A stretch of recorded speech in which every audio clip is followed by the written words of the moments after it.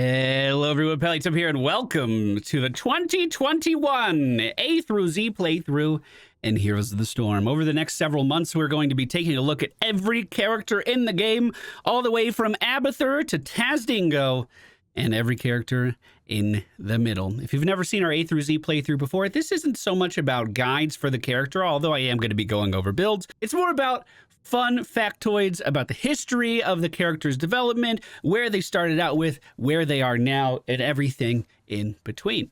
Abathur was added into the game on March 13th, 2014. He was last patched on February 12th, 2020, and the most recent overarching rework that Abathur received, like really big drastic changes, was actually February 12th, 2019, so a whole year before his most recent patch. His win rate right now is 43.62%. His popularity is 14%. So there's a 14% chance whenever you queue up for a game that there's going to be an Abathur in it. I wonder if that accounts for quick match on this popularity list, because I feel like I have an Abathur in just about every game. Abathur and Valera are everywhere in my matches, and I'm not sure why. When he did receive that rework back in 2019, the developer said in their comment section beneath it, "For a long time, Abathur has been in a unique place in Heroes, being a powerful force at high-level play while having a relatively low win rate across the board. My perception of Abathur has always been, if you're incredible at the game, if you understand map dynamics and team comp dynamics, then Abathur can propel your game to new heights, propel your team to new heights. He could just make everything better, and at times he feels completely unstoppable. However, if you're not that, it's kind of like you just kind of have a slug on your team that isn't doing anything. Hopefully, I'm not that slug, and hopefully my team appreciates me being in their match." Here we go. All right, ladies and gentlemen, we found ourselves on the Cursed Hollow today. The friendly team Abathur, Thrall, Gul'dan, Tychus, and Lieutenant Mama Morales. The enemy team Samuro, Ana, Malthael, Junkrat, and Jaina. Pretty even teams from what I can tell here. I have a pretty easy way of deciding which build I want to go. If it's a 3-lane map in quick match, I always build for my trait. This is Locust Strain. This spawns a bug every 15 seconds that scurries out of me and pushes a lane. If you think about lanes as two equal forces, because each lane is identical until catapults start getting involved, this Locust will always give your lane an advantage if you're close enough to the lane, and always keep your lane pushing into towers. This was more useful, I'll admit, back when towers actually had ammunition and you could run them out, but still it helps you eke out a little bit of extra siege damage throughout the course of the game without doing anything. Now, I decided to also increase the damage of these locusts because I really enjoy macro play on Abathur in the late game. This is certainly not for everyone, and most of the talents that you see on Heroes profile go for the reinforced carapace and build really heavy into top hat builds, trying to make your team stronger. So what's top hat build? Top hat build simply means that you're focusing on using the symbiote. This is the main feature of Abathur. This is what sets him apart from most other characters in most MOBAs. We can interact with anyone globally on our team by putting a symbiote on their head. Then the person that we put the symbiote on basically becomes a tower that we launch all of our other abilities off of. I'm going to put some mines down in the middle lane. Jaina does see that, and that's okay. So middle lane, Thrall's moving in. Let's give Thrall a little shielding, some extra damage, and help him out. Then when he's done, we break off the top hat. Oh, what's Tychus doing over here? Looks like Tychus needs a little bit of healing. You can interact with your team all of the time, and that's what makes Abathur really difficult to play. You always have to judge what is the right thing for me to be doing at any given time, and it can certainly get overwhelming, especially as matches progress into the late game.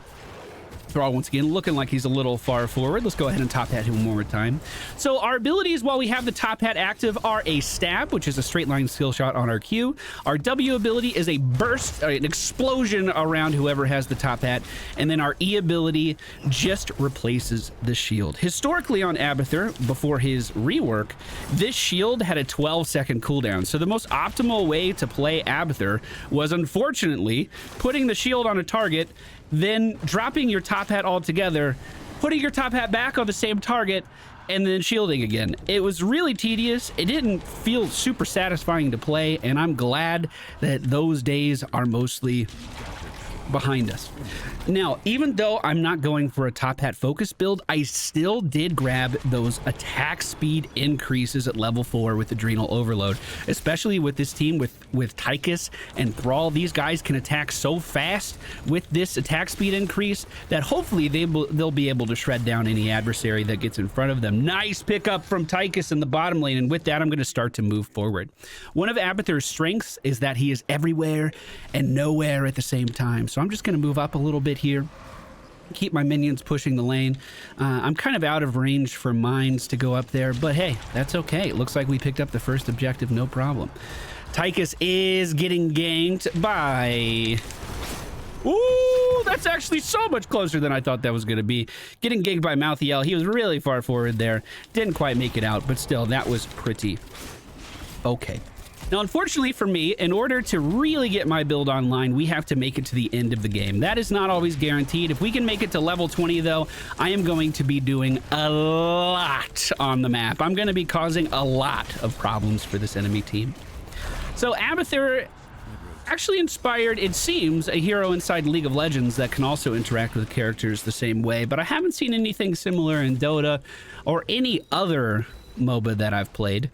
There was some ideas being pitched around by the Heroes development team to have a character that controlled the well or would cast spells from the well. But I think one of the main reasons they didn't do that was because, well, what if you had that guy on your team, but you also had Abathur on your team? So 2 out of your 3 members never show up on the map. That could get a little awkward. For sure. Tychus in a pretty aggressive position here as well. My shield not as good as it could have been if we picked a different level 1 talent. Mouthiel still continuing to push the bottom, so I'm going to go up to the top lane and make sure that my little locusts push down here pretty well. Unfortunately, it looks like Mama Morals was taken down while we were not watching. Tychus trying to step out does finish off Samuro, and we do have a shield for him. Excuse me, Gul'dan was taken down. Morals just backed up. Will the grenade get there in time? Yes, it does. Top hat onto Thrall. Get in there, bud. Get in there, bud. I got you. Don't be scared. Okay, if he's not moving in, we're just going to take a quick second, soak this XP. XP globes are a big change that affect how Abathur plays in a pretty big way. In order to get a lot of XP on the map previously, you used to have to put your body in harm's way to soak XP around your character, but then you also had to put your hat in another lane to soak XP as well. Looks like we were able to take down that bottom building for free while this enemy team was preoccupied. Now all we have to do is periodically just put our top hat in a lane and we'll soak up the globes of dead minions. These, I think, persist for 45 seconds. If you outright kill an enemy or get a globe within the first few seconds of it being formed, you're going to get more XP, but if you're able to just put your top hat in lane, you're able to collect so much more XP than you were before, just periodically. Like, oh, what's going on bottom? Is there any globes down there? I could have grabbed those too. That makes actually getting XP on Abathur so much easier than what it used to be. And I'm actually surprised to see that he's not more popular in today's rankings simply because of that. It took one of the hardest skill caps on the character and made it really, really simple. Now, obviously, if you get the globe right away or you kill the minion, you get more XP and that's better. But making sure that your team can collect virtually everything is really important. The hard part is deciding how much do I focus on just gathering XP versus how much do I focus on making sure that our team is alive in team fights. And it's difficult to do. Most of the builds for Abathur and high-end gameplay focus on the top hat for good reason, because most enemy players at the high end also understand how to take care of lanes, how to stop pushes from forming. When do you go fight? When do you defend? All that nuanced stuff is completely lost in quick match. So I like to just go for these like super strong split pushes during objectives on big maps like this, which I hope we actually get to later in the game. Now, unfortunately, it looks like our team went for a boss and the enemy team was able to find out about it. We could have top hatted it. We could have gone in with our ultimate evolution, but I didn't do that. Did not do that. Looks like we're being run off from the tribute right now as well. I'm backing up from the top here. It looks like Tychus in a little bit of trouble. Let's go ahead and give him a top hat. The nano boost from Ana being used as well. Let's go ahead and become Tychus. Let's get these guys out of here. You think you could fuck with me? Now, when we take over Tychus, or I guess we don't take him over, when we become a clone of Tychus, we actually get more damage than him. We get an attack power increase as well as an ability power increase. So on characters like Kira, for instance, who we weren't able to talk about in the last A through Z because she didn't exist, they can absolutely shred everything in front of them. It is terrifying. Whoa, cancel that.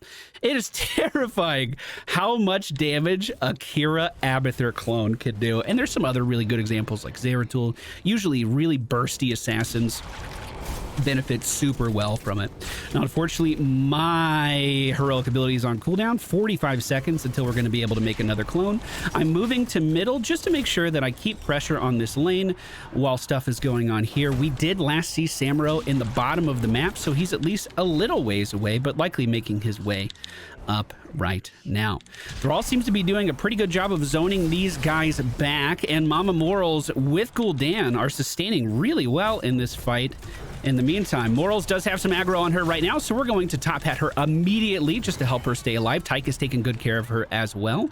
Let's take a trip down to the bottom lane now that we know it's clear and pick up the Bombard strain as well as laying down a few mines here. This is going to make it so our locusts that scurry out of our body have ranged attacks as well. It allows them to siege down enemy lines rather than just walking into them and dying. And as you can see, all the while, I'm splitting my attention between trying to push the bottom lane and trying to help our team in a fight. It certainly does make it easier once they have some momentum going in their direction. Once they have already taken down a few enemies, it becomes a lot easier to look elsewhere to try to help out. Well, what do we have here? I'm certainly not going to make it out of this unless we put our clone up top. Now, Junkrat for the enemy team has been taken down. The enemy's healer is on the other side of the map. Does she know that my body returns to the same location at the end of my heroic ability? I suppose we're going to find out soon. Malthael being taken down too, as my copy of Gul'dan continues to push forward. I don't see her down there. It's just going to be one shot.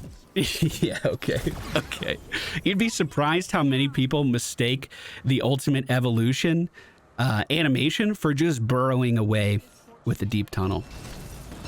So Abathur used to be classed as a sustain character. This was different from being a specialist. He was the original specialist, and specialist was a title they gave to a whole roll of characters who didn't quite fit as damage dealers, did some unique pushing ideas and stuff, but there was also a hidden internal matchmaking classification called sustain. And you couldn't search for this on the hero roster, and a lot of people got confused whenever I talked about it because of that.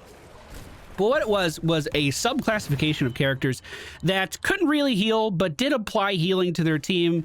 They couldn't really, I don't know, it was just like they didn't quite fit in with any role. And that consisted of Tyrande before her rework, Tassadar before his rework, Zarya, Abathur, and Medivh. That was the list of sustain heroes. And if you played as a sustain hero, quick match rules would basically say, all right, does your team have a support?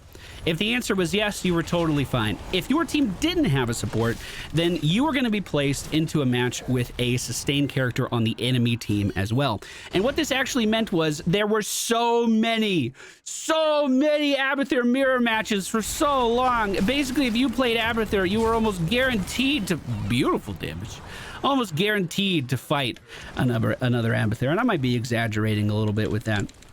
That whole system is gone, but of course, it's part of the A through Z. It's part of the history of the game, so I wanted to talk about it a little bit. It looks like the team's still in a bit of a situation here. Malthael's pushing top. I'm holding off middle. I don't see anyone else here. Junkrat joining the party now. We are going to duplicate Tychus. Focus our damage on Junkrat. Wasn't enough to finish him off, but now I'm running forward with grenades and the overpower on Jaina Proudmoore. Will it be enough? No, but it certainly did chase them away from this location. Now that Malthael has left top without actually pushing it down, we can move up here and use our Locust Strain to completely defend this lane. So he just kind of wasted his time up here. Oh my god. Oh my god. How did this happen? How did that happen? It was all going so well. We chased them off. What happened? I looked away for 1 second. All right, so the enemy team got bossed. That's okay. We'll figure out what to do with that. Hopefully the enemy team did not see me pushing forward. I am going to have another locust strain soon. We see 4 members of the enemy team on the map, and they're all quite a long way away from me and hopefully distracted with the objective as well. Boss is totally okay to finish off that building. We're not going to have to worry about that at all. And I'm going to set down another locust strain here and then peace out. This is the part of playing Abathur that I really enjoy.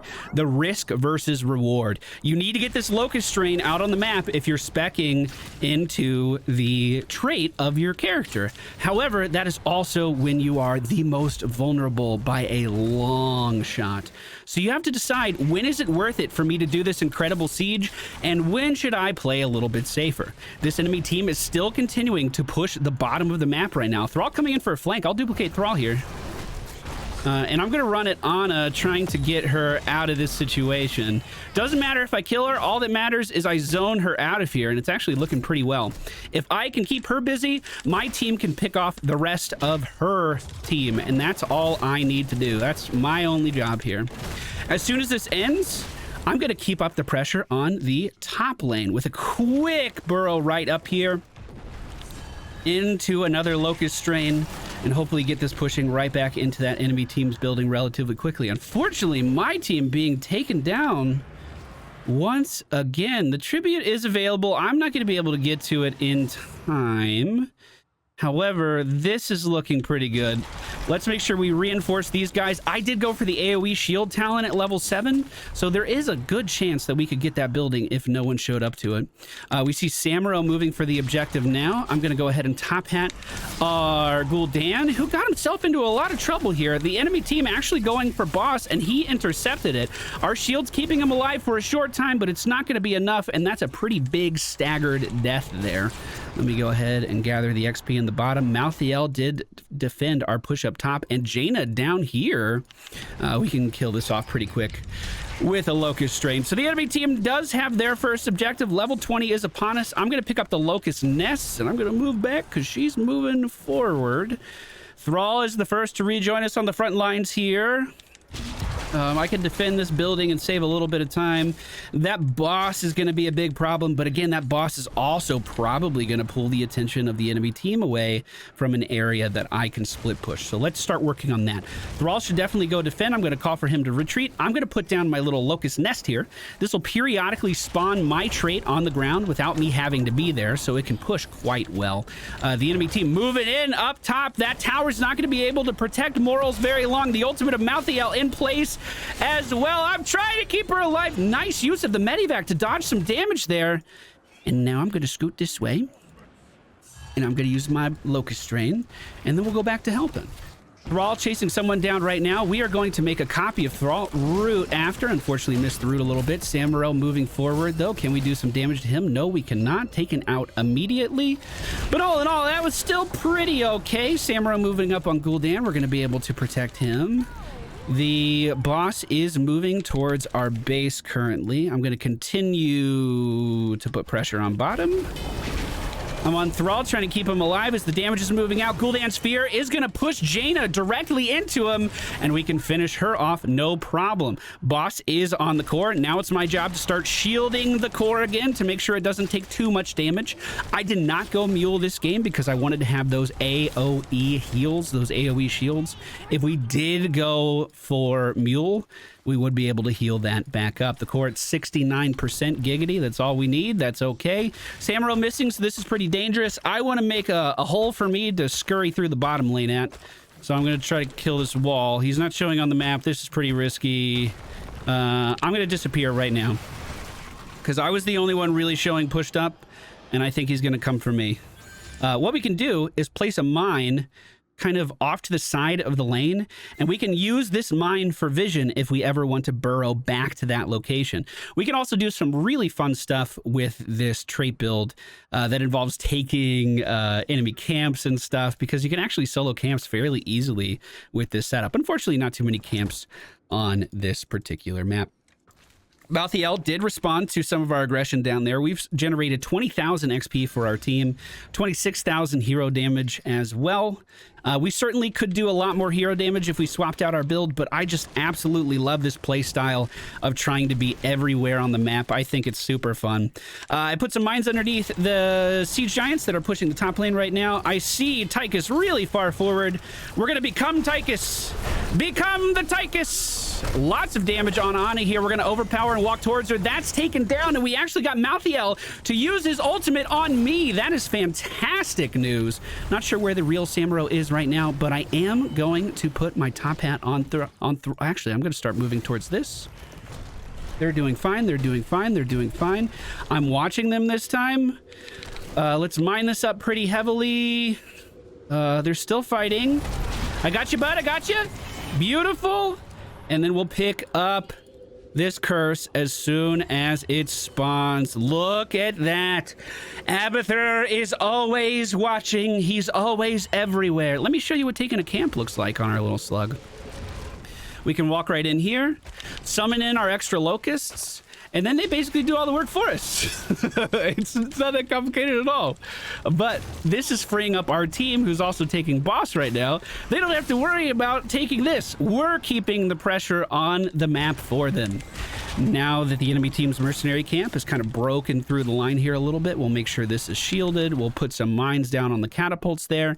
And once these two cooldowns, the Locust Brood and the Locust Nests, are ready to go again, I want to relocate up top and make sure that push continues up there. But of course, don't forget the XP in the middle lane. That's all sitting there nice and easy, ready for me to pick it up. And you know the enemy team is not going to be looking up here because they have a boss in the bottom lane that they have to contend with. Let's go ahead and make a copy of Thrall yet again. I haven't landed a root on him yet. Maybe now will be the time. Actually, it looks like core is open for the taking, and we are going to take it. And we are going to take it. Well, as always, with these A through Zs, sometimes I don't talk about everything that I wanted to talk about. So if you remember some fun facts about Abathur, be sure to leave those down in the video description. Ones that I didn't mention, of course. Looks like that boss is going to end the game. And that is going to be our first victory in the A through Z. What else do I have written down? It's important to maximize your XP games with Symbiote. We talked about that. Towers don't have ammunition anymore. If you interrupt Deep Tunnel, it puts it on a 9-second cooldown. That's the worst change for Abathur that's ever been implemented. I don't know who the fuck was thinking that was a good idea, but please, Blizzard, if you have a shred of compassion, why does double tapping Z ruin your Deep Tunnel? It doesn't make any sense. I need to leave. I'm scared. I'm pressing Z. Let me leave. Why is it? I don't understand. I don't understand. Hey, we got MVP. That's like I've been practicing Abathur for weeks leading up to this video because I was so rusty at him and I wanted to make sure that I could actually do a decent video for our first episode in the series. But I have not gotten MVP once. We finally did it.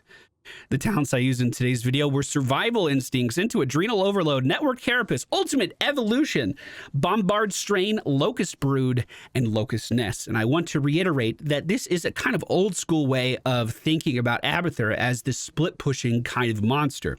That's how I prefer to play him. There's also a mine build. There's also hat builds that can take this Adrenal Overload and continue to compound its effectiveness as well.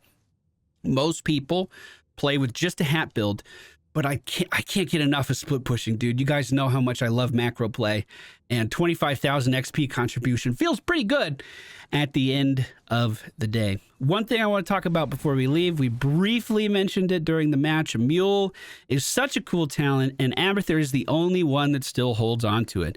Back in the alpha, several characters had Mule, and slowly but surely, this generic talent was completely taken out of the game, except for right here. It's great at repairing buildings after they've been sieged. Like I said, if we brought it out for the core, we'd be able to heal it up. However, for the playstyle that I've been doing, Network Carapace just fits so well in with it that I wanted to pick it up. But Mule has a special place in all of our alpha player hearts, and I just wanted to bring it up again. Thank you guys for watching the video. I hope you enjoyed it. We'll be back again soon with Alarak. I suck at Alarak. Oh my god.